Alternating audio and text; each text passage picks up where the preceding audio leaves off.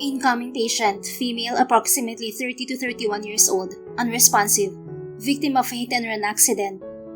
Anunsyo ng isang ER nurse na katabi ni Dr. Julian San Jose sa may entrance ng emergency room. Naitawag na ng medic ang sitwasyon habang nasa biyahe ang mga to. Tanaw na niya ang unti-unting paglapit ng ambulansya.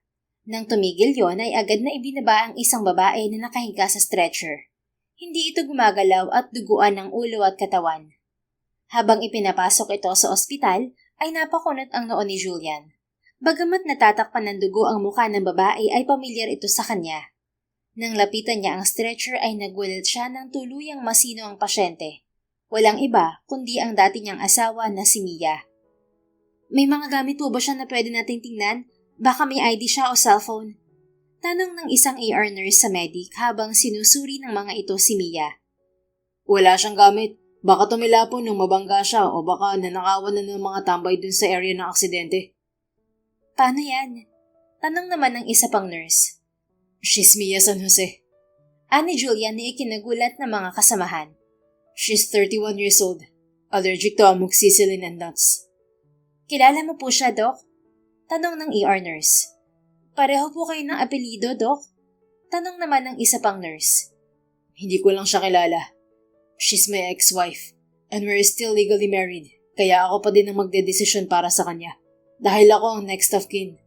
Let's take her to the OR. Seryosong sabi ni Julian. Sa tingin pa lang sa lagay ni Mia, alam agad niya na kailangan itong maoperahan. Pero Doc, hindi po kayo pwedeng mag-opera sa kanya dahil sa relationship niyo. Maaaring makaapekto sa iyong decision-making ang emosyon. Lakas loob na pagtutol ng isa pang resident doctor na babae. No, I have no feelings for her at all. Hindi maapektuhan ng aking judgment. Besides, nasa operating room din ng iba nating surgeons at kailangan siyang maoperahan sa lalong madaling panahon. Mas malalagay sa panganib ang buhay niya kung maghihintay pa tayo ng ibang surgeon. Okay po, Doc. Wala na ding nagawa ang resident doctor kung hindi pumayag dahil may punto naman si Julian. At bukod sa pagiging head surgeon, ay siya din ang may-ari ng San Antonio General Hospital, ang isa sa pinakamalaking ospital sa Pilipinas. Agad na sumailalim si Mia sa operasyon. Sa kabila ng mga sinabi ni Julian ay apektado pa din siya sa muli nilang pagtatagpo. Bagamat galit siya rito ay wala siyang magawa dahil tungkulin niyang gamutin to. Habang nakatingin sa dating asawa sa OR, bumalik ang lahat ng sakit sa puso ni Julian na dulot nito. Sa kabila ng halo-halong nararamdaman ay pinilit pa din niyang maoperahan ng maayos si Mia. Hindi lamang dahil sa kanyang sinumpa ang tungkulin, kung hindi para na din sa kanilang anak na inabandon na ni Mia noon. Halos 4 na oras din ang itinagal ng surgery. Matapos ang operasyon ay dali-daling umalis ng ospital si Julian upang huminga. Para siyang nauupos na kandila, para siyang nalulunod sa dagat. Nang nakasakay na siya sa kanyang kotse, ay isinubsob niya ang ulo sa manibela at pinakawalan ang mga luhang ilang oras din niyang pinigilan. Bakit kailangan mong bumalik? Bakit kailangan ko masaktan muli? Mahinang bulong niya. Ang totoo, hindi naging madali ang pag-abot ni Julian sa kanyang tagumpay. Ang labis na sakit na naramdaman niya ang naging instrumento niya para magsikap. Matapos nilang maghiwalay noon ni Mia, nagdoble kayod siya dahil may anak siyang binubuhay. Kasabay niyon ay nagpatuloy pa rin siya sa kolehiyo. Likas naman siyang matalino kaya scholar siya ng bayan. Maswerte rin siya dahil meron siyang naging sponsor sa kanyang pagpapatuloy sa med school. Si Dr. Charles Reyes na direktor ng isang ospital. Nang matapos niya ang med school ay nag-apply agad siyang resident doctor sa ospital kung nasaan si Dr. Charles. Ito na rin ang naging mentor niya. Naging matyaga, masipag at determinado siya hanggang sa naging ganap na siyang surgeon. Nang mamatay si Dr. Charles ay ipinamana nito sa kanya ang savings at investment nito. Naniniwala daw kasi ito na siya ang makapagpapatuloy ng mga adhikaing nasimulan nito. Wala kasi itong pamilya kaya sa kanya nito ipinagkatiwala ang yaman nito na habang buhay niyang ipagpapasalamat dito. Ginamit ni Julian ang pera nito para ipatayo ang kanyang ospital. Yun kasi ang nakikita niyang paraan para makatulong sa kapwa. At yun din ang nais ni Dr. Charles na gawin niya. Matapos pakalmahin ng sarili, umuwi na ng bahay si Julian. Tulog na ang kanyang anak pagdating niya. Kinabukasan, Unti-unting dumilat si Mia at nagulat siya na may nurse sa kanyang tabi. Inaayos nito ang kanyang dextrose. Iginala niya ang kanyang paningin sa loob ng kwarto. Miss, nasan ako? Ay ma'am, gising ka na po pala. Nandito ka sa San Antonio General Hospital. Na-hit and run ka kasi. Inoperahan ka po. Pero huwag ka mag-alala at stable at safe ka na po ma'am. Tatawagin ko lang po si Doc para ma-check up ka niya. Magalang na sabi ng nurse. Lumabas ito ng kwarto at maya-maya pa ay bumalik ito kasama ang doktor. Laking gulat ni Mia nang makita ang doktor, ang kanyang dating asawa. Hindi niya makakalimutan ang mukha nito.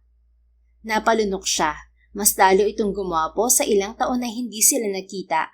Bagay na bagay dito ang puting doctor's coat. Pansin niya na puno ng hinanakit ang mga mata nito habang nakatingin sa kanya. Julian? Halos pabulong na sabi ni Mia. Ako nga. Kumusta ang pakiramdam mo? Tanong nito pero parang wala naman talagang intensyon na alamin ang nararamdaman niya. Kailangan lang dahil sa tawag ng tungkulin. Hindi nakasagot si Mia. Napataas naman ang kilay ng nurse. Nailang ito at nagpa siyang umalis na lang muna.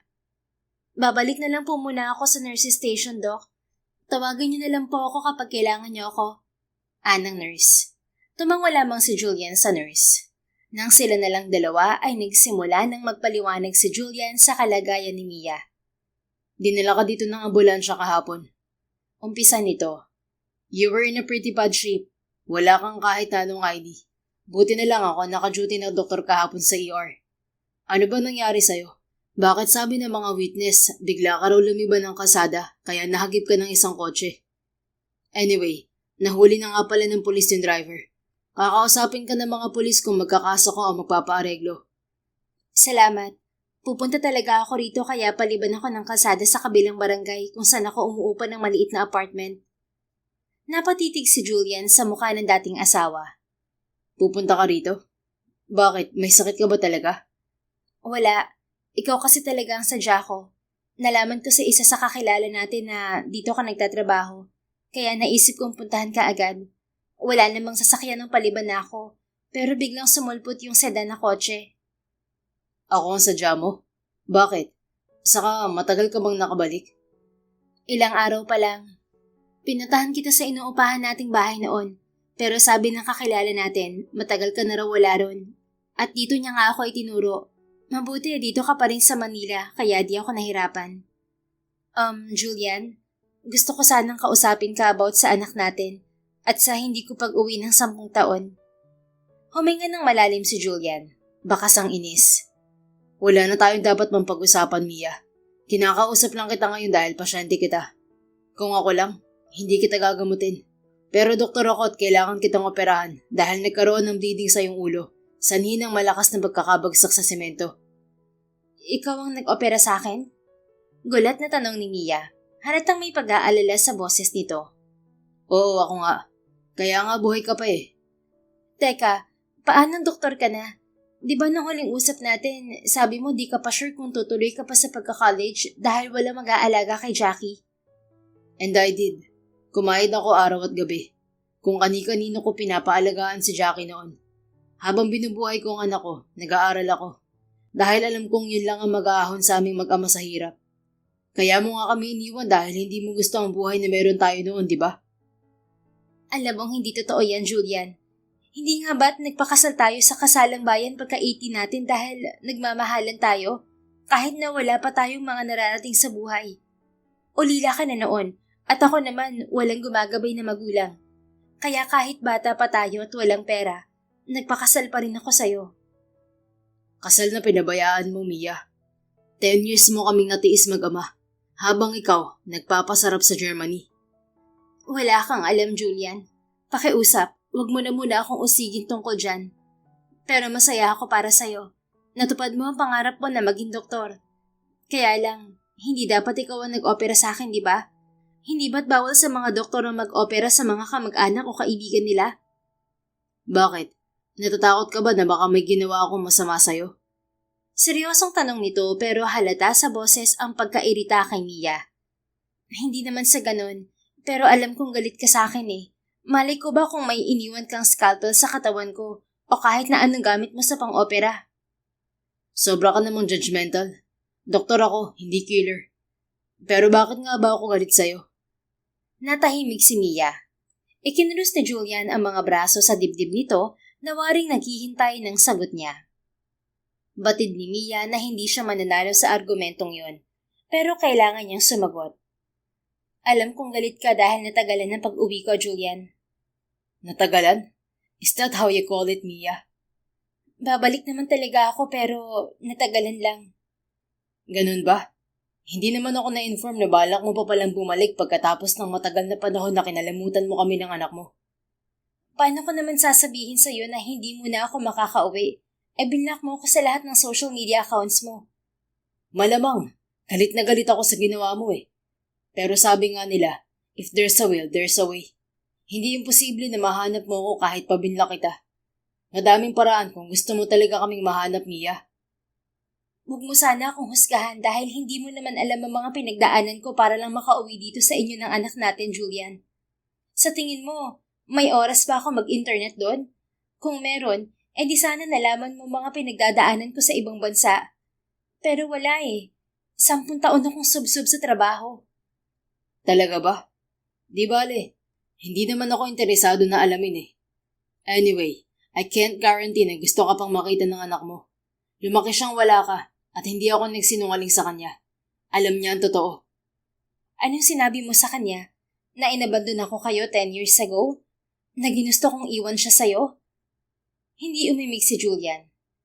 Hindi ko maaalis ang galit mo. Wala akong magagawa kung hindi mo tatanggapin ang mga paliwanag ko. Pero sana'y hayaan mong makausap ko ang anak natin. Kahit sana sa kanya man lang ay makapagpaliwanag ako. Hindi ako magdedesisyon yan, Mia. May mga sariling gusto na ang anak natin at nirerespeto ko ang mga yon. Malaki na siya. Baka nakakalimutan mo. Hindi na siya ang baby na iniwan mo noon. She's 11 years old, just in case you forgot. Nangilid ang luha ni Mia. Ganoon nakalaki ang anak nila at napakalaki ng pagkukulang niya rito. Julian, please, kahit isang beses lang, kapag sinabi niyang ayaw niya ako makita o makausap, tatanggapin ko naman. Gusto ko lang ng pagkakataon na makapagpaliwanag sa kanya. Halos nagmamakaawang sabi niya. Pag-iisipan ko. Maiksing sabi ni Julian sabay alis. Naiwang mag-isa at umiiyak si Mia sa silid. Masakit pa ang buong katawan niya pero mas masakit ang mga natanggap niyang salita mula sa dating asawa. Ang totoo, estudyante pa lang silang dalawa ni Julian nang magkaanak sila. Noong 18 years old sila, nagdesisyon agad silang magpakasal kahit hindi pa nga sila talaga handa. Nagpadala sila sa bugso ng damdamin. Pareho pa kasi silang bata noon at mapupusok. Hindi nila naisip kung gaano kahirap ang buhay mag-asawa. Inakala nilang sapat ng mahal nila ang isa't isa. Tipikal na misconception ng mga teenagers na masyadong nakatuon sa nararamdaman at nakalimutan ng maging praktikal at isipin ang kinabukasan. Naging mahirap ang kanilang buhay pero kinaya naman nila dahil nagmamahalan sila. Mas naging mahirap nga lang ang lahat nang magkaroon sila ng anak. Pero nagsumikap sila pareho. Masipag magtrabaho si Julia noon. Nagkakargador ito sa palengke at nagko-construction. Si Mia naman ay may allowance buwan-buwan mula sa mga magulang na OFW sa Germany. Sa kasamaang palad, ay biglang pinapunta sa Germany si Mia ng kanyang mga magulang. Doon kasi nagtatrabaho ang kanyang ama at ina. Hindi alam ng mga ito na sa murang edad ay nakikisama na siya noon kay Julian at may anak na siya sa edad na 20. Maaga siyang nagmahal at maaga ring nasaktan dahil sa di inaasahang sirkumstansya. Nagkasakit ang ina ni Mia sa Germany at nalulung naman sa sugal ang ama niya, kaya tuluyan nang naghiwalay ang dalawa. Ang lola ni Mia ang nag-alaga sa kanya sa Pilipinas, subalit pumanaw na ito noong second year high school siya. Nakilala niya si Julia noong first year high school pa lamang sila. Magkaklase sila at naging magkaibigan. Hanggang sa nagmahalan sa murang edad. Ayaw sana niyang iwan sa Pilipinas si Julian at ang anak nila, subalit kailangan siya ng kanyang ina. Pinayagan naman siya ni Julian na umalis noon, subalit ang pangako niyang babalik agad ay hindi niya natupad. Wala itong alam sa hirap na pinagdaanan niya sa Germany. Ang alam lang nito ay ang sakit ng maiwan at solong magpalaki ng anak. ni hindi na rin siya nakapagpatuloy sa kolehiyo noong nasa Germany siya. Sa sumunod na mga araw, pumayag din si Julian sa kahilingan ni Mia. Nang maayos-ayos na ang pakiramdam nito ay isinama niya sa ospital ang anak nilang si Jackie. Sa opisina muna niya sila dumiretsong mag-ama. Nais muna niyang kausapin ng bata. Wala pa kasi itong ideya tungkol sa nanay nito. May gusto sana akong sabihin sa'yo, anak. Kabadong panimula ni Julian. Nakaupo sila sa sofa na naroon. Hindi niya alam ang magiging reaksyon nito at ayaw niyang makita na nasasaktan to. Sure po, ano po ba yun, Daddy? Pinatay ng bata ang nilalarong game sa cellphone. Humarap ito sa kanya. Anak, your mom is here. Po? Umuwi na po si Mommy? Kita ni Julian na biglang nagningning ang mga mata ng anak. Ramdam niya kung gaano ito kasaya. Oo, nasa room siya sa second floor. Na-hit and run siya, but she's recovering well. She asked me kung pwede ba kayo magkita. Opo, Dad. Gusto ko po siyang makita. I understand you're excited, anak. But let's not forget kung anong ginawa niya dati. Iniwan niya tayo, hindi ba? 10 years siyang nawala sa tabi natin. I know you're smart and very understanding. Kahit nga iniwan niya tayo, mahal na mahal mo pa rin siya. Ayoko lang na masyado kang umasa na makakasama mo na siya ng matagal. Dahil baka bigla siyang mawala ulit. I know, Dad. Please, gusto ko pong makita si Mommy kahit sandali lang. Gusto ko po siyang makausap. Fine. Isasama kita dun ngayon. Yay! Napasigaw pa ito sa sobrang tuwa. Kay tagal din kasi nitong naghintay sa pagbabalik ng ina at napakahirap din para sa isang batang babae ang lumaki ng walang ina. Kahit galit siya kay Mia, hindi niya inilihim sa bata ang tungkol dito. Tara na. Opo, thanks po, Daddy. I love you. Sabi ni Jackie sa bayakap sa ama. Habang naglalakad sila sa hallway ng ospital ay tahimik si Jackie, pero ramdam ni Julian ang kaba nito. Are you sure you want to do this, anak? If you're not comfortable, we can do it next time. No pressure. Yes po, Daddy. Sure po ako. Nakangiting sabi ng bata na tila ba itinatago ang kabang nararamdaman. Okay. Pero ikaw po, Daddy, okay lang po ba sa inyo na gusto ko makita si Mommy? Nag-aalalang tanong ng bata. I'm happy when you're happy, princess. Kung ano man ang gusto mo, yun ang gagawin natin. Thank you po, Daddy. Kaya po love na love kita eh. Sus, nambola ka pa, anak. Halakhak ni Julian. Ilang sandali pa'y dumating na sila sa second floor ng ospital. Magkahawak kamay ang mag-ama habang naglalakad. Pahigpit ng pahigpit ang hawak ni Jackie sa kamay ni Julian habang papalapit sila sa hospital room ni Mia. Kahit naiinis, hindi pa rin natiis ni Julian na bigyan ng pinakamalaki at pinakamamahaling kwarto sa ospital na yon ang dating asawa. Sinagot na rin niya lahat ng bills nito. We're here, princess. Are you ready? Tanong ni Julian sa anak nang nasa pinto na sila at nakahawak na ito sa doorknob. Binigyan pa niya ng isa pang pagkakataon ng anak para umatras, pero desidido na ito na makaharap ang ina. Isang pilit ng ngiti at tango naman ang isinagot ng bata. Lalong humanga si Julian dito dahil matapang at buo ang loob nito. Dahan-dahang binuksan ni Julian ang pinto ng kwarto. Sinilip muna niya ang loob ng silid. Nakahiga at nakapikit si Mia. Nang makapasok na ang mag-ama, ay bigla itong nagising sa tunog ng pinto kahit patahimik ang mga yabag nila. Nanlaki ang mga mata nito nang makita na may kasama si Julian. Bigla itong naupo at napatitig sa bata. Ikaw na ba si Jackie? Anito, maluha-luha. Opo. Maiksing sagot ng bata habang titig na titig sa ina.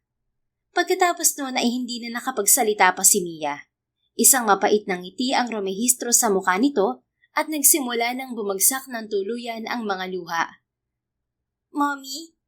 Emosyonal na sabi ni Jackie habang lumalapit ito sa ina. Ang laki mo na, anak, at ang ganda-ganda mo. Kamukha po kita, Mommy. Nakangiting sabi ni Jackie pero nangingilid na ang mga luha nito. Oo nga, anak. Pwede ba kitang mayakap, sweetie? Lakas taob na tanong ni Mia. Alam nitang posible na galit din ang bata dito. Pero ng mga sandaling yon ay wala na itong ibang maramdaman kung hindi ang pangungulila sa anak. Opo, Mommy. Agad na niyakap ni Mia si Jackie na lumapit na sa kanya.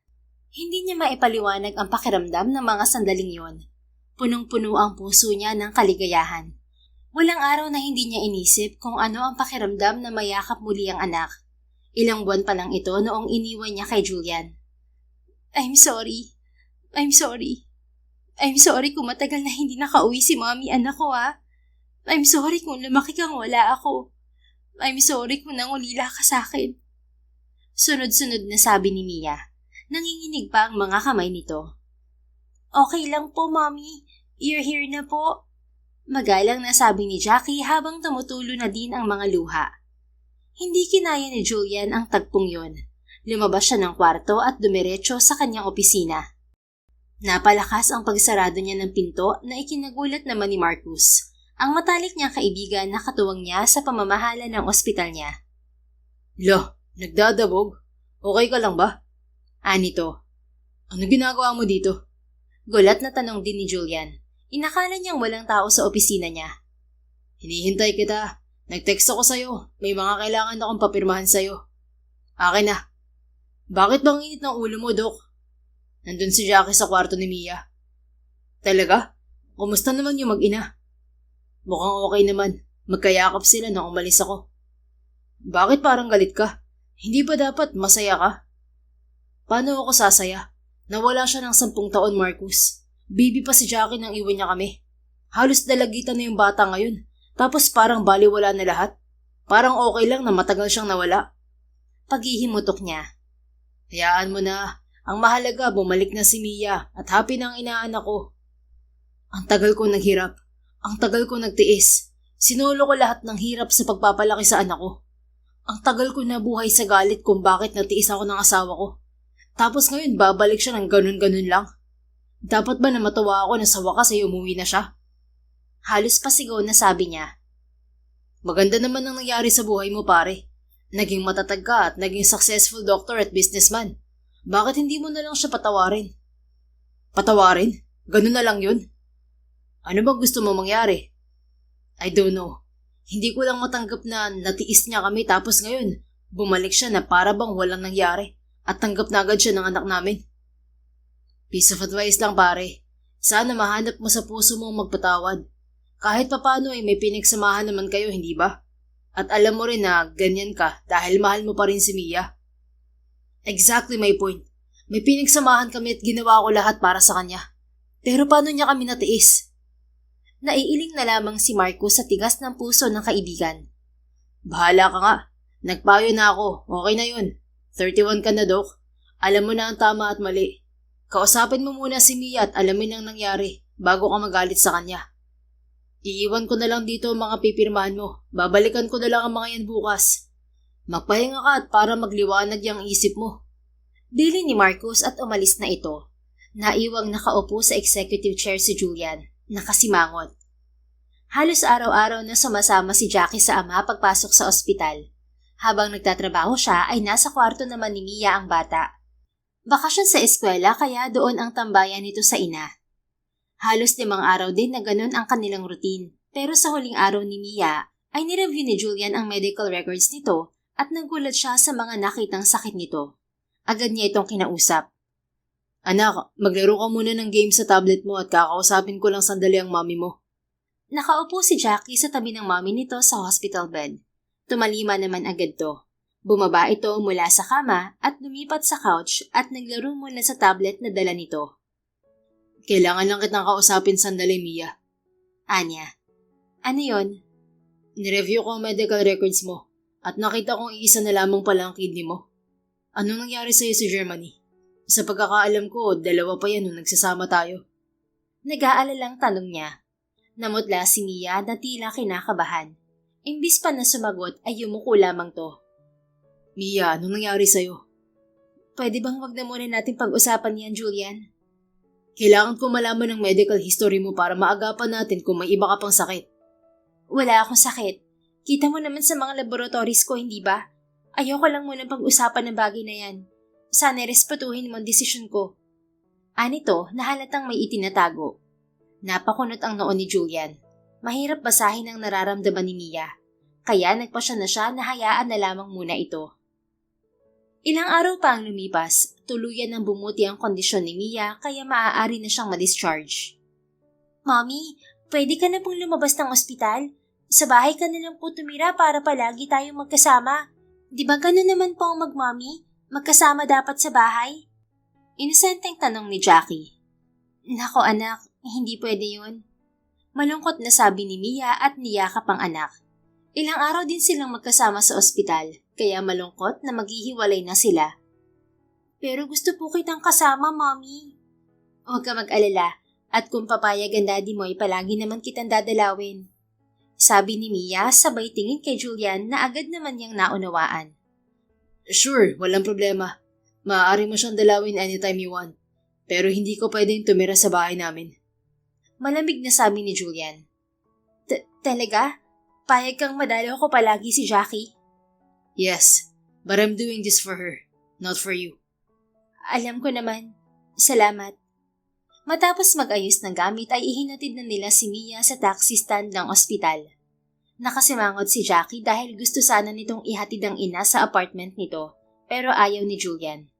Naisakay na nila ng taxi si Mia at nang makasakay sila ng kanilang kotse at pauwi na sana, ay biglang nagsalita ang bata. Dad, I think Mom isn't as bad as she seems. What do you mean, anak? Parang mabait naman po siya.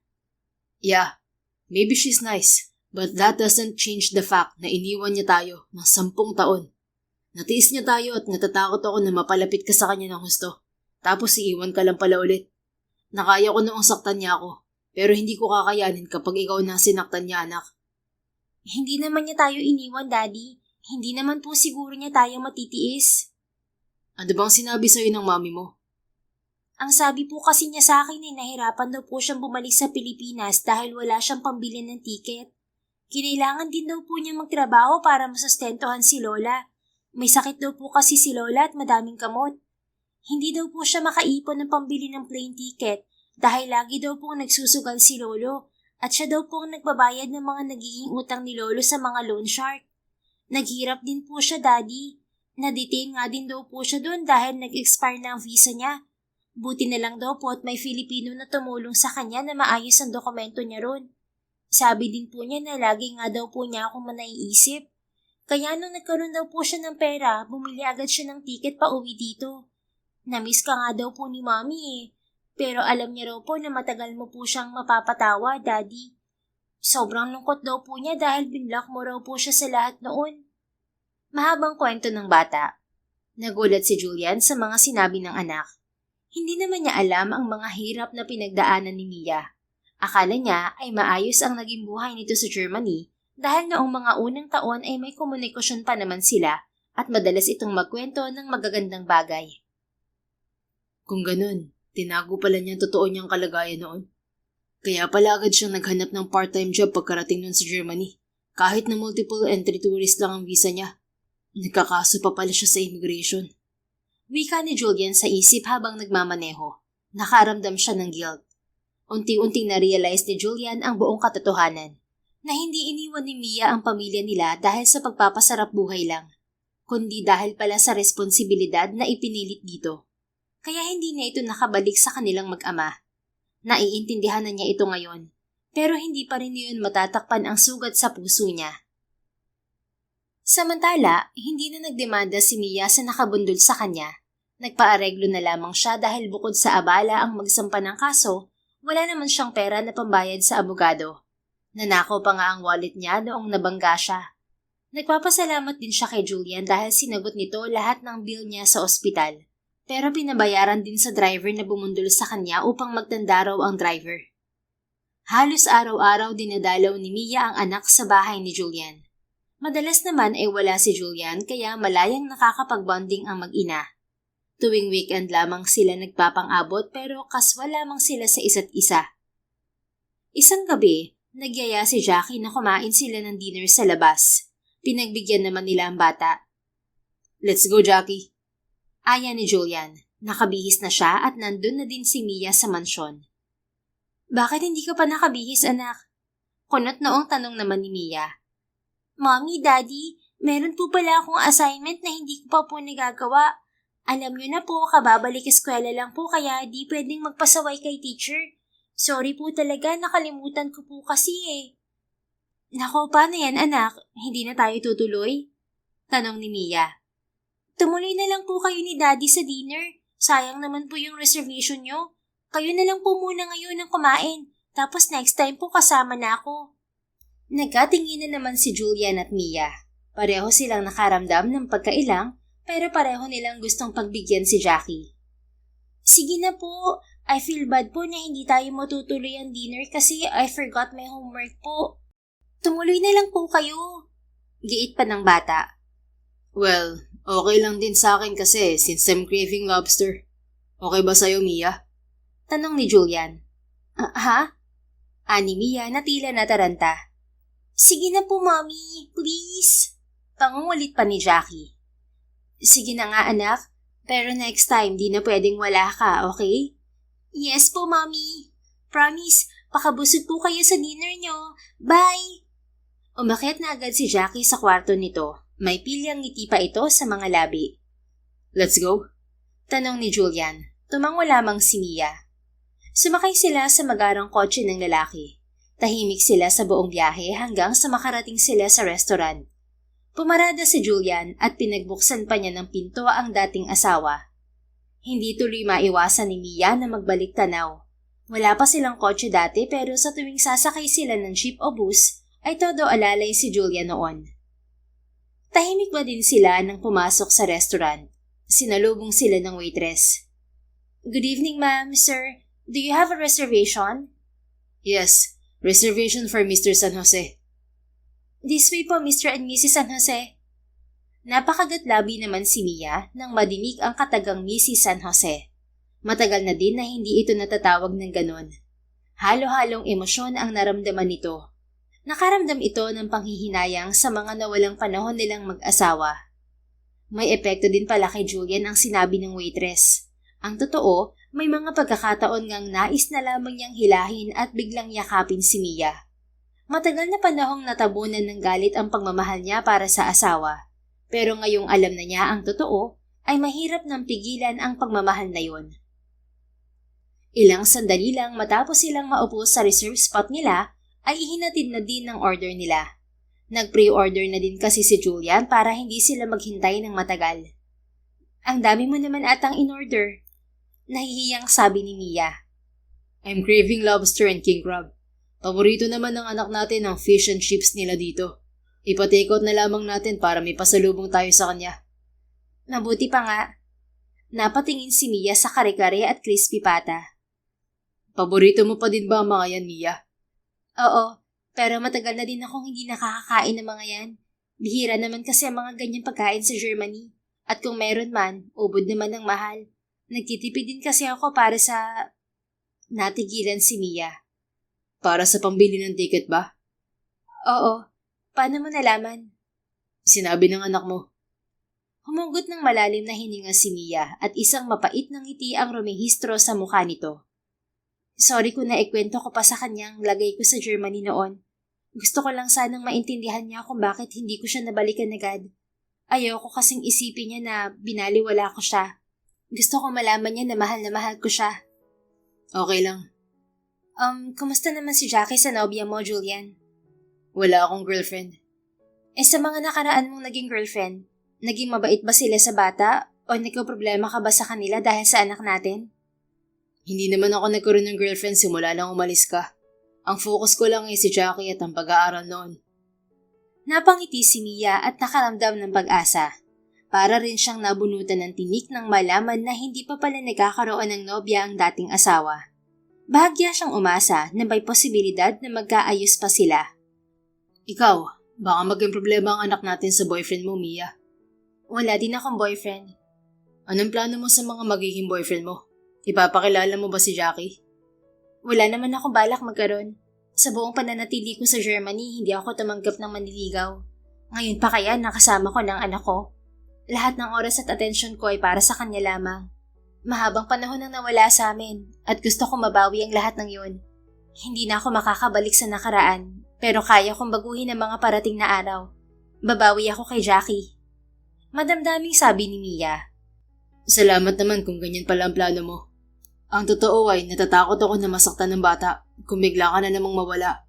Masaya kasi siya na kasama ka na niya. Ipayapa mo na ang puso mo, Julian. Hindi na ako mawawala uli. At salamat din dahil hindi siya lumaking galit sa akin. Napakabait niyang bata. Magandang pagpapalaki mo sa kanya. Ngumiti si Julian. Kumain na tayo at lumalamig na tong pagkain. Imbes ay sabi nito. Kukuha sana ng chili peppers si Mia, pero nagkasabay pa sila ni Julian sa pag-abot at bahagyang nagdampi ang kanilang mga kamay. Sorry, sabi ni Mia. Ayos lang. Eto, ako na maglalagay sa plato mo. Pareho pa rin pala tayong mahilig sa maanghang. Nakangiting sabi ni Julian. Oo naman, may mga bagay na hindi na talaga magbabago pa. Totoo naman yan. Parang yun nararamdaman ko para sa'yo. Nadulas na sabi ni Julian. Aha? Ano ka mo? Pulang-pula naman sa hiya si Julian sa kanyang nasabi. Wala, kumain na lang tayo. Baka gutom ka na at kung ano-ano nang naririnig mo. Masungit na sabi nito na pilit pang ipinagtatakpan ang nasabi. Isang pilyang ngiti naman ang sumilay kay Mia. Sus, kunwari ka pa. Ano? Wala, sige na kain na tayo. Naging masaya naman ang kanilang gabi. Panay ang kwentuhan nila at ng mga sandaling yon ay hinayaan ni Julian na lumabas ang tunay nitong nararamdaman para sa dating asawa. Malalim ang naging galit ni Julian, pero sa huli ay bumigay rin ito. Hindi agad sila naging magkasintahan o mag-asawang muli, pero nagdesisyon silang magsimula ulit bilang magulang. Isang araw, dumalaw si Mia sa bahay ni na Julian. Sabado kasi at araw ng dalaw niya sa anak. Hi po, Mommy! Kumusta ka, anak? Parang lumaki at mas maganda ka ngayon kaysa nung huli kitang nakita, ah. Natawa naman si Jackie. Mommy, Thursday ka lang po huling nagpunta dito. Saturday lang po ngayon. Lumaki po ako agad. Thursday lang ba yung huling dalaw ko? Sorry, anak. Ang tagal kasi ng mga araw kapag hindi kita kasama. Okay lang po. Ano po yung dala mo, Mommy? Mga art materials ang mga to. Naisip ko kasi na magandang gumawa tayo ng scrapbook. Sige po, Mommy. Kukuha lang po ako ng mga pictures ko. Ilang sandaling nawala ang bata at pagbalik nito ay mayroon na itong dalang mga litrato at isang pambatang Polaroid camera. Heto po, may mga pictures po ako ng bata ako, Mommy. Nako, patingin nga. Excited na sabi ni Mia. Nakaramdam siya ng pagkalungkot nang makita ang pictures nito. Hindi niya nasaksihan ang paglaki ng kanyang anak. Maraming milestone ang hindi niya nakita. Ang unang hakbang, ang unang salita, ang unang pagbabasa nito. Sorry anak, wala ako ng mga panahong yan. Malungkot na sabi ni Mia habang isa-isang tinitingnan ang mga larawan ng bata. Ramdam ni Jackie ang lungkot ng ina kaya't pilit na lamang nitong pinasaya ang muka. Okay lang po yun, Mommy. Ang importante po ay nandito ka na. Kahit po wala tayong pictures dati, gagawa na lang po tayo ng bagong memories. Ito po, meron po akong Polaroid camera. Mag-picture na lang po tayo para meron tayong mailagay sa scrapbook. Magandang ideya yan, anak. Pero tanungin ko lang ha, hindi ka ba nagalit sa akin ng mga panahong wala ako? Hindi naman po ako nagalit pero nalungkot po ako. Medyo nagtampo at naiinggit lang po kasi nakikita ko po yung mga classmates ko saka mga playmates ko. Meron po silang mommy. Lagi po ako nagpe-pray na sana makasama ko na po kayo. Kaya happy na po ako na nandito ka na. At sana po wag ka na ulit aalis, Mommy. Emosyonal na sabi ni Jackie. Hindi na ako aalis ng Pilipinas, anak. Kung pwede nga lang ay gusto ko sanang araw-araw kitang makasama. Di dito ka na lang po tumira kasama namin ni Daddy. Malaki naman po itong bahay. Wika na bata at kita ni Mia kung gaano ito kasaya sa ideya na magsasama sila sa iisang bahay. Anak, gusto ko din sana yan. Kaya lang hindi ganun kadali ang lahat. Nasaktan ko ang daddy mo. Sa tingin ko hindi madali para sa kanya na makita ko araw-araw at makasama sa iisang bahay. Wala namang problema sa akin kung gusto mong tumira dito para makasama mo si Jackie. Nagulat sila nang biglang magsalita si Julian. Nanlaki ang mga mata ng bata. Talaga po, Daddy? Oo naman. Anything for you, my daughter. Yay! Dito natitira si Mommy! Sigaw ni Jackie at nagtatalon pa ito. Tumakbo pa ito papunta kay Julian at niyakap ang ama. Thank you po, Daddy. Thank you po talaga. Sobrang happy po ako na dito natitira si Mommy. I'm happy that you're happy, anak. Isang matamis na ngiti ang rumihistro sa mukha ni Mia. Bigla namang nagpunta sa kusina si Jackie para kumuha ng snacks, kaya nagkaroon ng pagkakataon si Mia na lapitan ang dating asawa. Umupo sila sa sofa. Salamat, Julian. Wala yun. Mainam na rin nandito ka para laging masaya ang anak natin. At para may magbabantay din sa kanya kapag nasa ospital ako. I mean, tiwala naman ako sa mga kasambahay. Pero iba pa rin kung isa sa atin ang kasama niya palagi. Ibig kong sabihin ay salamat sa lahat na pumayag na maging parte ako ng buhay ng ating anak sa kabila ng lahat ng nagawa ko. Masaya naman siya nakasama ka. Nakikita ko rin naman na pinipilit mong makabawi sa kanya. May pag-asa pa kayang makabawi ako sa'yo? Lakas loob na tanong ni Mia. Paanong bawi ba ang gusto mo? Mahal pa rin kita, Julian. Hindi naman nawala yun. Pag-amin niyang kinakabahan. Mahal din naman kita. Hindi din naman nawala yun. Pero masyado talaga ako nasaktan. Siguro naman ay naiintindihan mo yun, Mia. Oo naman. Alam ko naman yun. Pero malaking bagay sa akin kung alam mo na hindi ko yun sinasadya. The last thing I want to do is to hurt you, Julian. I'm sorry kung nabigo kita at hindi ko natupad ang pangako ko na balikan ka agad. It's okay. Alam ko na naman na hindi mo talaga ginustong hindi kami balikan. Let's move on at mag-focus na lang sa anak natin. Hindi ko sinasarado ang mga pinto ko, Mia. Hindi ko tinatanggal ang posibilidad na maayos tayo. Pero hindi pa siguro sa ngayon. Masyado pang masakit ang mga nangyari. Hayaan na lang natin ang panahon na magdikta. Alam ko. Nirerespeto ko yan. Gagawin ko ang lahat para makita mo na nagbago na ako. Gagawin ko ang lahat para makabawi sa inyong mag-ama. Habang lumalalim ang koneksyon nila, nagsisimula namang malito si Julian sa nararamdaman. Alam nitong mahal pa rin ito si Mia at naiipit ito sa pagitan ng galit at pagmamahal. Unti-unti na itong lumalambot, pero takot pa rin na masaktan ulit at maiwan. Isang araw sa ospital, pinuntahan si Julian ng kanyang kaibigang si Marcus sa opisina nito. Golf tayo this weekend? Nito. I can't. Diretsong sagot ni Julian. Why not? Hinahanap ka na ng mga kaibigan natin. Don't tell me may duty ka dito sa ospital. You own this hospital at pwede ka namang mag-assign ng ibang mga surgeons. Madami naman sila. Wala. Pupunta kami sa beach this weekend, pare. Kayo ni Jackie? Yeah. And her mom. Nanlaki ang mga mata ng kaibigan sa narinig.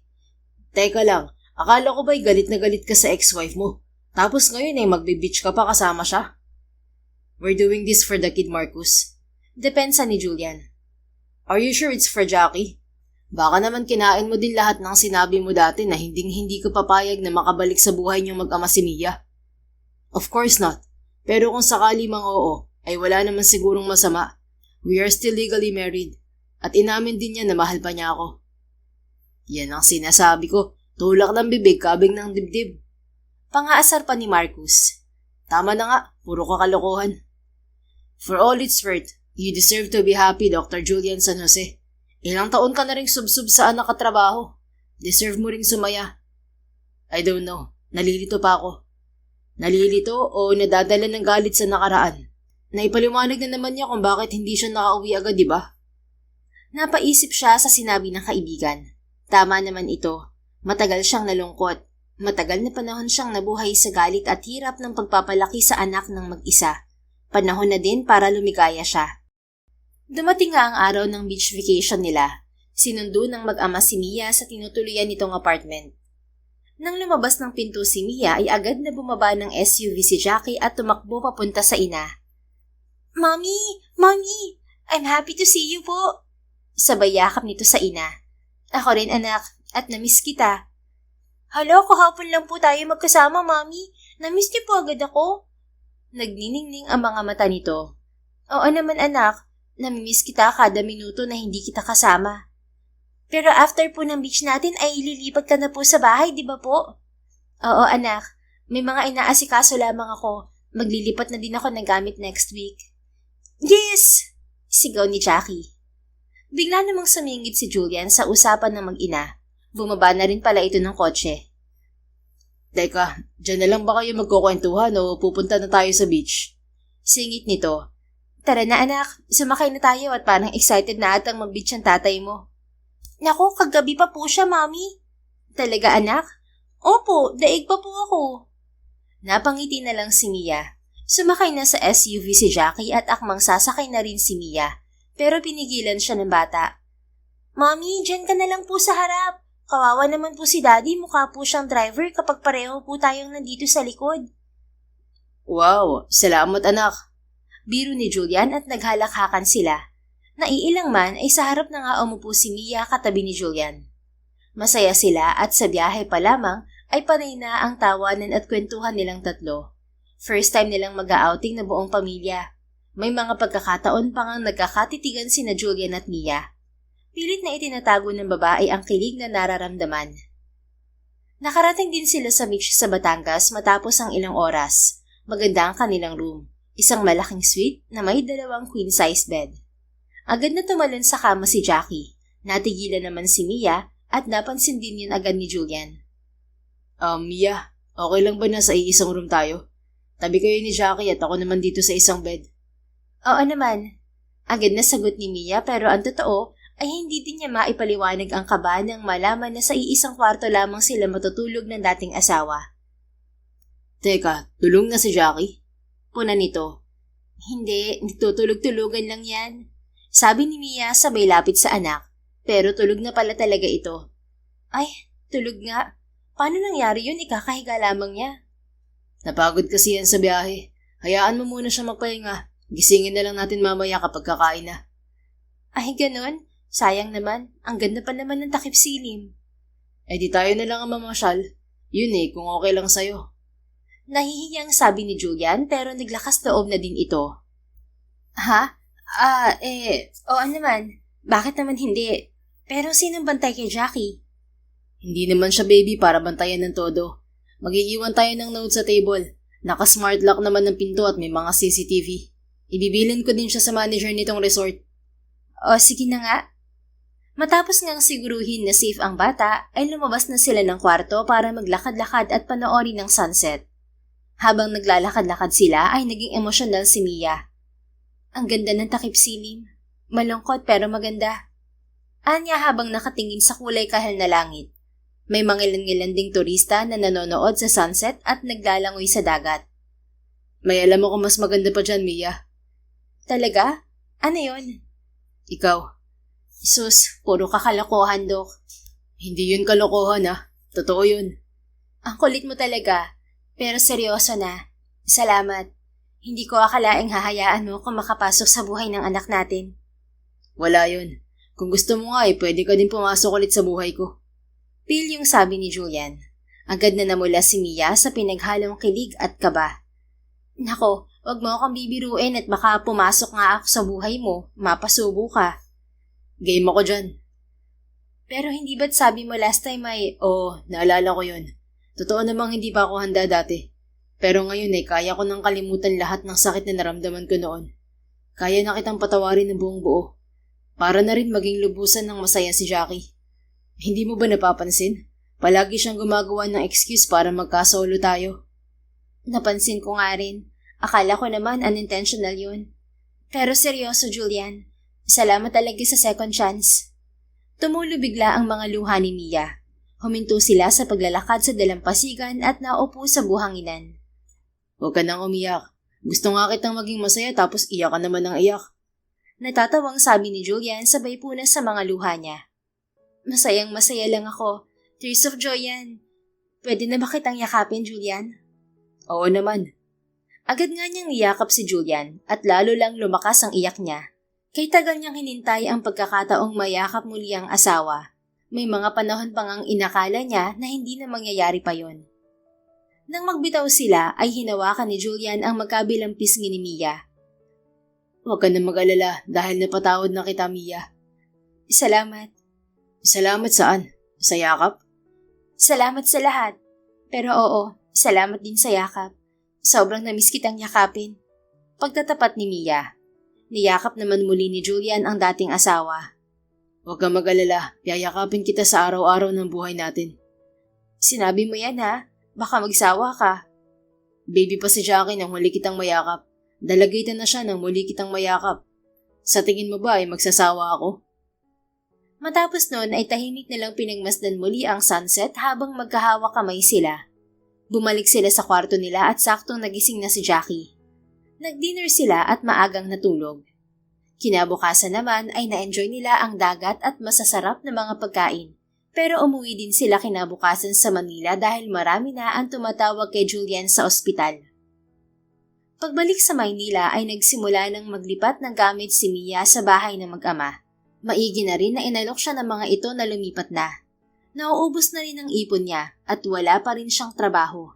Kaya labis-labis ang pasasalamat niya sa kanyang mag-ama. Tuwang-tuwa si Jackie sa paglipat niya. Ngunit ilang araw pa lamang nakakalipat si Mia sa bahay ay nadulas naman siya sa hagdan ng mga 5 baitang. Napasigaw siya at kumalabog ang katawan kaya naman agad siyang pinuntahan ni Julian na nagkataon na nasa bahay pa ng oras na yon. Anong nangyari sa'yo, Mia? Nadulas ako Sorry. Ano ka ba? Okay lang. Kaya mo bang tumayo? Hindi. Masakit ang paa at balakang ko, Julian. Bubuhatin na lamang kita. Wag na, nakakahiya naman. Akayin mo na lang ako. Ayos lang, halika. Giit ni Julian. Napakagatlabi naman si Mia habang buhat ng dating asawa. Nakasampay ang braso niya sa batok nito, para silang bagong kasal. Magkalapat ang kanilang mga katawan. Nahihiya siya pero kinikilig. Para silang bumalik sa mga panahon na ayos pa sila, bago pa siya pumunta ng Germany. Napansin ni Julian na tulala siya. Inakala tuloy nito na baka tumama ang ulo niya o nagkaroon siya ng concussion. Okay ka lang ba, Mia? Oo, ayos lang ako. Bukod sa balakang at paa ko, ay okay lang naman ako. Hindi ba tumama ang ulo mo sa sahig? Gusto mong dalhin kita sa ospital? Hindi na, okay lang naman talaga ako. Sa lonpas lang, mawawala na ang sakit niyan. Kasi mag-iingat ka naman. Ibinaba siya nito sa mahabang sofa. Patingin nga ng paa mo. Agad nitong minasahe ang paa niya na ikinabigla ni Mia. Habang minamasahe nito ang paa niya ay napansin nito na namumula din ang kamay niya. Namumulay ang kamay mo, Mia. Naitukod ko kasi nung bumagsak ako para di ako masyadong masaktan. Pero hindi naman masyadong masakit. Patingin nga. Bahagya yung hinaplos ni Julian at minasahe din ng dahan-dahan. Mukhang hindi naman malala tong kamay mo. Pero kailangan mo sigurong ipa-x-ray ang paa at balakang mo para masiguro na walang matinding bali. Ayos lang ako, Julian. Hindi na yan kailangan. Sayang naman ang pera. Masayang kung hindi ka na makakalakad, Mia. Doktor ako at hindi mo maiaalis sa akin na siguruhin na ligtas ka na talaga. Huwag ka nang kumontra. Isasama kita sa ospital. Sige na nga. Salamat ha. Wala yun. Pangako ko naman sa'yo dati na aalagaan at mamahalin kita, hindi ba? Noon yon, Julian. Ganoon pa rin ba ang pangako mo na yon kahit na nagkalamat na ang relasyon natin? Ina ka ni Jackie, Mia. Kaya hindi nagbabago yun, okay? Huwag mo nang balikan ang nakaraan. Hindi ba't sinabi ko naman sa'yo na napatawad na kita? Kalimutan mo na yon. Hindi tayo makaka-move on kung palagi kang nagigilty sa nakaraan. May point ka naman. Pasensya na, hindi ko lang talaga maiwasan. Salamat, Julian. Habang nag-uusap sila ay bigla naman dumating si Jackie. Ano pong nangyari sa'yo, Mommy? Wala ito, anak. Nahulog lang ako sa hagdan. Bigla kasing natapilok ang paa ko. Ano pong masakit sa'yo? Okay ka lang po ba? Nag-aalalang tanong ng bata. Oo, anak. Okay lang ako. Huwag ka na mag-alala. Buti na lang po nandito ka pa po, Daddy, at tinulungan mo si Mommy. Nakangiting sabi ni Jackie. Halatang masaya ito dahil nakikita nitong maayos ang mga magulang nito. Naku, paano yan? Hindi kita maipaghahanda ng agahan. Masakit kasi ang paa at balakang ko, anak. Okay lang po, Mommy. Ako naman po ang maghahanda ng agahan para sa'yo. Wala naman po akong pasok sa school. Nagulat naman si Julian sa sinabi ng anak. Talaga, anak? Opo, relax na lang po kayo dyan. Ako na po ang bahala sa kakainin natin. Sure ka, ha? Opo, magpapatulong ako kay Yaya. Relax lang po kayo dyan, ha? Nagkatinginan na lamang ang dating mag-asawa pagkaalis nito. Napakabait ng batang yan. Kitang-kita nga ang magandang pagpapalaki mo sa kanya, Julian. Compliment niya kay Julian. Kinailangan kong galingan ng pagpapalaki sa kanya. Lagi ko kasing iniisip dati na magagalit ka kapag pag-uwi mo ay spoiled brat ang anak natin. Ikaw ang naging inspirasyon ko para palakihin siya ng mabuti.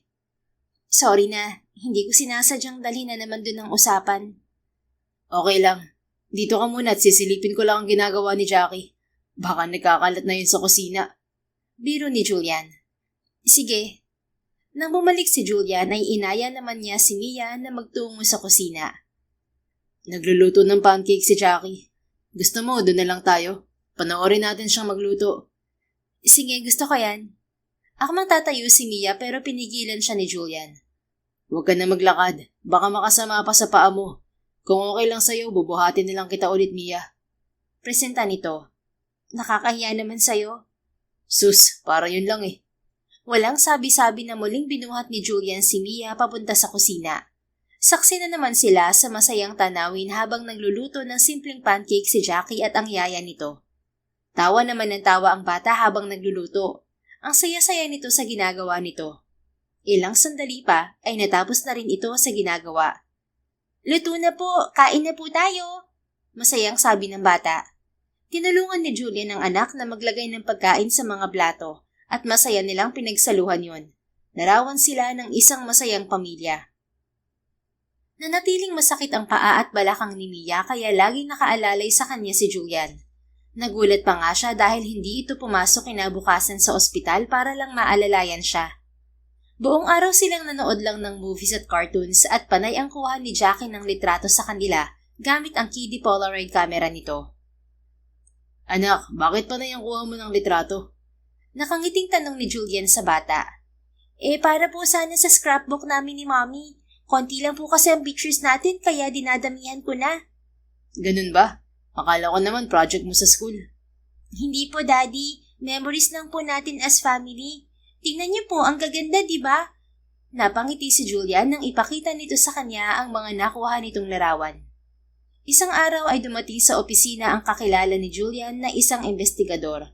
Mula nang bumalik si Mia sa buhay nilang mag-ama, pinasimulan na rin niyang paimbestigahan ang babae.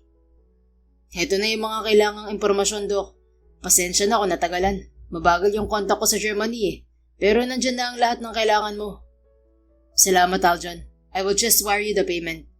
No worries. Willing to wait. Nilapag ng investigador ang isang envelope sa lamesa ni Julian.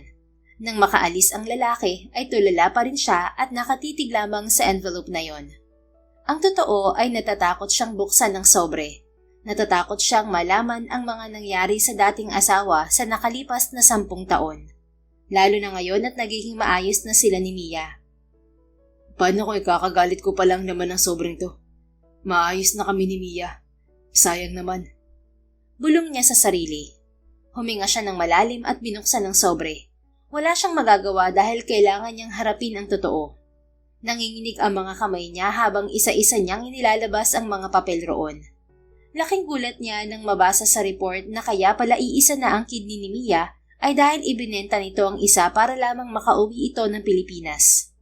Ayon sa investigasyon, naging napakahirap ng buhay nito sa Germany. Malaki ang utang na binabayaran nito dahil sa pagsusugal ng ama nito. Malaki din ang gasto sa pagpapagamot sa ina nito. Hindi rin ito makakuha ng magandang trabaho dahil sa problema nito sa visa. Puro under the table ang tinatrabaho nito. Tapos inuutangan pa palagi ng ama sa tuwing pupuntahan ito sa bahay. Kung ano-anong trabaho na lamang ang pinasok nito sa pag-asang makakaipon at makakauwi na ng Pilipinas. Subalit palaging kulang ang kinikita nito. Nawalan na ito ng pag-asa na makakalikom ng pera kaya ibinenta na nito ang kidney para lang makabalik sa Pilipinas. Habang binabasa ang report, hindi napigilan ni Julian ng maiyak. Totoo nga lahat ng kwento ni Mia kay Jackie. Pero hindi niya inakalang umabot sa sukdulan na nagbenta pa si Mia ng kidney para lamang makabalik sa kanila. Matinding awa ang naramdaman niya. Sana pala'y hinabaan ko pa ang pasensya ko noon. Sana pala'y inintindi ko siya noon. Sana pala hindi lang sariling sakit at hirap ang inintindi ko. I'm sorry, Mia. Malakas na sabi ni Julian sa sarili. Gusto niyang takbuhin at yakapin ang dating asawa. Dapat ay siya ang naging sandalan nito ng mga panahong hirap na hirap ito. Ilang sandali ding nanatili si Julian sa kanyang opisina at pinag-isipan ang mga susunod niyang gagawin. Agad siyang umuwi at pinuntahan niya si Mia. Nagliligpit ito sa kusina nang dumating siya. Ang aga mo naman, naghahanda pa lamang ako ng iluluto para sa inyo ni Jackie. Mia, I'm sorry. Bulalas ni Julian. Napakunot ang noon nito dahil sa pagtataka. Sorry saan? May nangyari ba sa ospital? Wala.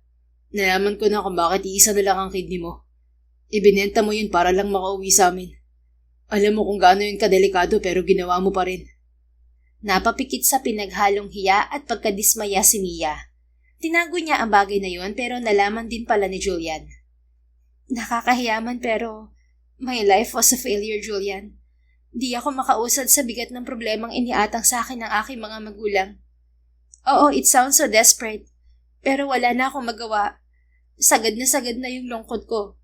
Pakiramdam ko, hindi ko nakakayanin ng isang araw pa kung mananatili ako sa Germany na malayo sa inyo ni Jackie. Hindi ko rin nakalain na hahantong ang pamilya namin sa matinding pagsubok at pagkakawatak-watak. Maayos naman kami noon pero bigla na lamang gumuho ang lahat dahil lamang sa bisyo ni Daddy. I'm sorry, Mia. Dapat ay sinuportahan kita noon. Hindi dapat kita sinukuan. Patawarin mo ko. Naintindihan naman kita, Julian. At kahit kailan ay wala ka namang kasalanan. Hinawakan ni Julian ang mga kamay ni Mia. Handa na ulit ako, Mia. Simula noon hanggang ngayon, walang nagbago sa akin. Hindi nabawasan ang pagmamahal ko sa'yo. May mga panahong nananaig ang galit ko sa'yo, pero hindi kailanman nawala ang pagmamahal ko. I'm sorry. Please bumalik na tayo sa dati. Madamdaming sabi ni Julian. Hayaan mo na.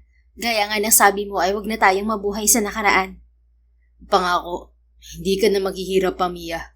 Ako nang bahala sa niya ni Jackie. Sa pagkakataong to ay wala nang makakapagpahiwalay sa atin. Magiging matatag tayo para sa ating anak at sa mga magiging anak pa natin. Aba, pilyo ka? Magkakaanak agad? Natatawang ani Mia. Oo naman, hindi ba't malaki na si Jackie? Pwede na natin siyang sundan. Aba, ayoko muna. Gusto ko munang ma-enjoy na mag-isa lang siya. Saka na natin sundan. Bumabawi pa ako sa kanya. Sa bagay, may point ka. Muli silang nagyakap.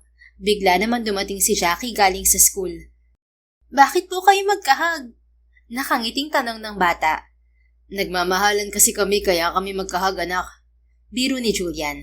Natawa naman si Jackie. Sali po ako. Love ko rin po kayo eh. Nagyakap silang tatlo at nang magbitiw sila ay nagsalita muli si Julian. Magpapakasal kami ulit ng mami mo, anak. Magpapakasal? Kasal na tayo dati pa, di ba? Singit ni Mia. Oo nga, pero sa kasalang bayan lamang tayo kinasal noon. Hindi ba't pangarap natin dati ang isang magandang church wedding? Kayang-kaya ko nang ibigay yun sa'yo ngayon, mahal.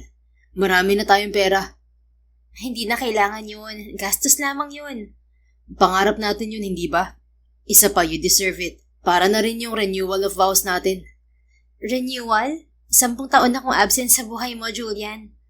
Forget it, Mia. Ang mahalaga ay okay na tayo. Pumayag ka na po, Mami. Udyok ni Jackie. Sige na nga. Hindi rin kayo titigil dalawa kahit sabihin kong ayoko.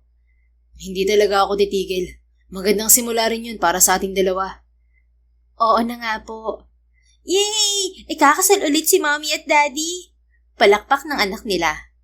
Kinabukasan ay agad nilang sinimulang mag-ayos ng mga dokumento at mga kakailanganin para sa kasal.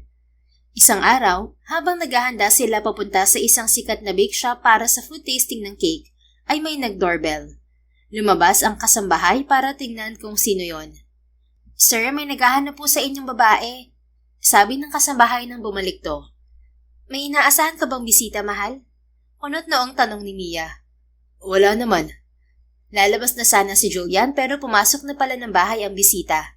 Si Mildred. Anong ginagawa mo dito? Gulat na tanong ni Julian. Ang pangit naman ng bati mo sa akin, Doc. Where are your manners? Pilang tanong ng babae. Lumapit ito at akmang bebeso kay Julian pero umiwas siya. What are you doing here? Ulit niya. Nandito ako para ipagpatuloy ang naudlot nating love story. Aren't you glad that I'm finally back? Malditang sabi ng dalaga.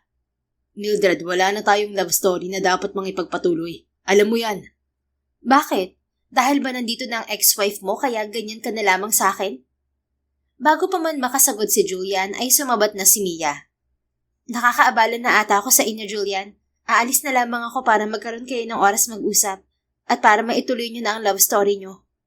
Pagkasabi nun ay lumabas ng bahay si Mia. Tumakbo naman papunta sa kwarto si Jackie. Nakita rin pala nito ang pagdating ng bisita. Please leave, Mildred. Halos makiusap na sabi ni Julian nang makaalis ang mag-ina. Pero ang sabi ng mga kaibigan natin ay nalungkot ka daw ng husto nang mawala ako at hinihintay mo daw ang pagbabalik ko. Kaya heto na ako. Bakit hindi ka masaya na binalikan kita? Look, we dated for a short period of time. 3 or 4 dinners. Then bigla ka nawala.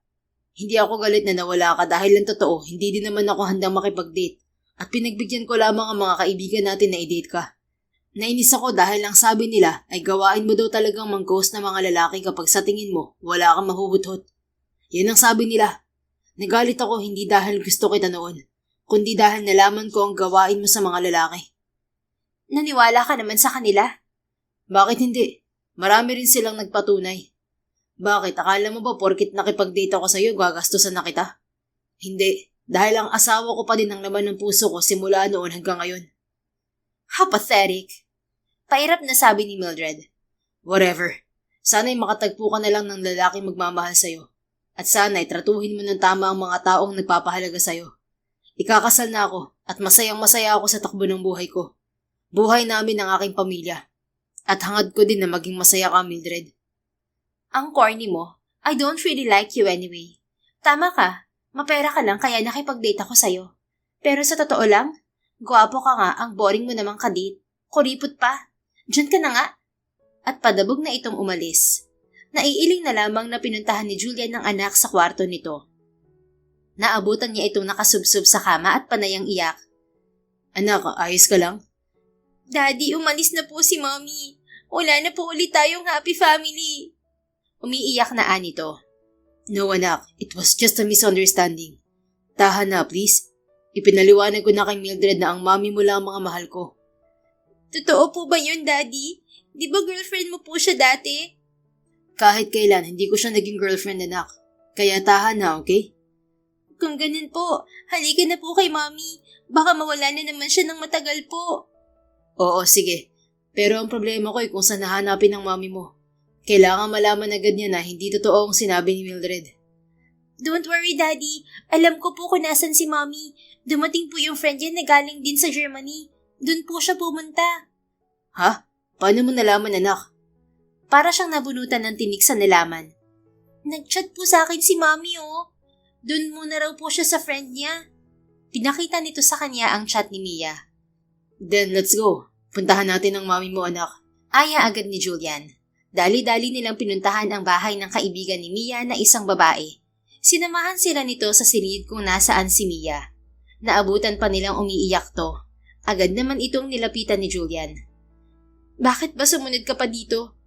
Singhal nito kay Julian. Si Jackie naman ay sumama sa kaibigan ni Mia sa kusina upang maghanda ng maiinom. Sinusundo kita.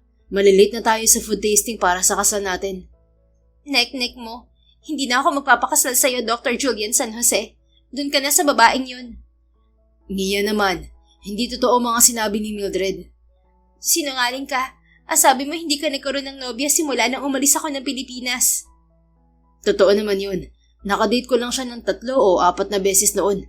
Pinagbigyan ko lamang ang mga kaibigan ko. Pero alam naman nila na ikaw ang laman ng puso ko. After ng 4 na date, nawala si Mildred at nagpunta ng Amerika. Akala niya bothered ako sa pagkawala niya. Pero ang totoo, pinagpapasalamat ko pa na umalis siya. Dahil gold digger pala siya. At hindi ko naman talaga siya gusto, Mia. Ipiniliwanag ko na lahat sa kanya. Sinabihan pa nga niya akong boring at kuripot kanina. Ano? Bakit naman? Kasi akala niya siguro galante ako noon dahil doktor ako at may-ari ng ospital. Akala siguro niya ibibigay ko ang luho niya. Hindi ko naman siya girlfriend o asawa. Bakit ko naman gagawin yun? Ikaw lang talaga ang laman ng puso ko simula noon hanggang ngayon, Mia. Mami, totoo po yun. Nadinig ko po mga sinabi ni Daddy dun sa babae. Maniwala ka na po, Mami. Alam ko pong ikaw lang ang love ni Daddy. Singit ni Jackie na bumalik na pala mula sa kusina. Ngumiti si Mia sa anak at bumaling kay Julian. Sigurado ka dyan, ha? Anito na nagpupunas pa ng mga luha. Sigurado. I'm not a fool na sisirain lahat ng meron ako ngayon. Kahit tagal kong pinangarap na mabuo tayo. At hindi ko hahayaang hindi yun matupad. High school pa lang tayo, mahal na kita. Alam mo yan. Alam ko, kaya nga mahal na mahal din kita. Kung ganun, tara na sa pupuntahan natin. Okay na tayo ah. Oo na. Agad niyakap ni Julian si Mia at pinatakan ng halik sa labi. Yay! Bati na sila! Punta na po tayo sa food tasting, Mommy, Daddy. Gusto ko po ng cake. Hirit ni Jackie na ikinatawa nila. Matapos ipakilala ni Mia ang mag-ama sa kaibigan nito, nagpaalam na rin sila. Natuloy pa din sila sa bake shop at ng mga sumunod na araw ay kinumpleto na nila ang mga kailangan para sa kasal nila. Inimbitahan ni Mia ang ama't ina, subalit ang kanyang ina lamang ang nakauwi. Nahihiya di umano sa kanya ang kanyang ama. Sila ng mag-asawa ang gumastos sa pag-uwi ng kanyang ina. Hindi na rin nila ito bababalikin sa Germany. Si Julian na ang magpapatuloy sa gamutan ng kanyang ina sa Pilipinas.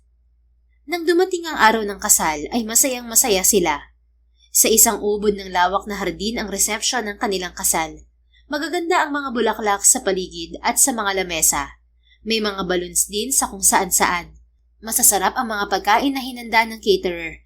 Sikat at dekalidad ang mga pagkain. Inimbitahan nilang lahat ang mga kaibigan at kamag-anak nila, pati nga ang mga kaklase at tropa nila noong high school at college ay imbitado rin. Saksi kasi ang mga ito sa pagmamahalan nila, pati na rin sa mga lungkot na pinagdaanan nila noon. Ngayon, gusto rin nilang maging saksi ang mga ito sa panibagong yugto ng kanilang buhay. Inabot ng gabi ang kasiyahan. Abala na ang lahat sa pagkukwentuhan, ang iba'y kumakain, at ang iba ay nagsasayawan na. Meron ding mga lasing na.